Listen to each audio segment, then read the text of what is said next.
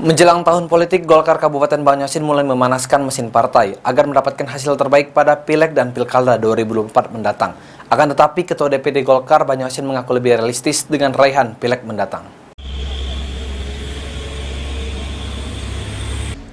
Menjelang tahun politik, Golkar Kabupaten Banyuasin mulai memanaskan mesin partai agar meraih hasil terbaik pada Pileg dan Pilkada 2024 mendatang.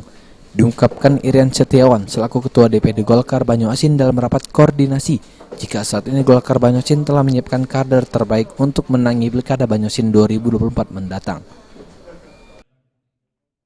Golkar akan melihat hasil pemilu secara realistis.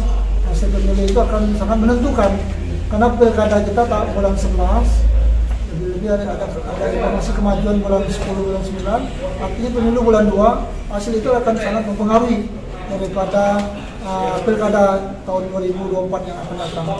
Saya terima kasih dengan kader-kader yang ada ini, kader-kader muda yang sangat potensi dalam rangka melalui suara kaum milenial dan juga suara-suara yang selama ini mendukung. Pada Pilkada Banyuasin sebelumnya, pasangan yang diusung Golkar kalah bersaing dengan pasangan PDIP Gerindra Askolani Pak Des Slamet. Sementara itu memperingati HUT Golkar ke-58, DPD Golkar Banyuasin akan menggelar sejumlah kegiatan diantaranya Jalan Sehat di Kecamatan Talang Kelapa pada 16 Oktober mendatang. Sulaiman, PAL TV.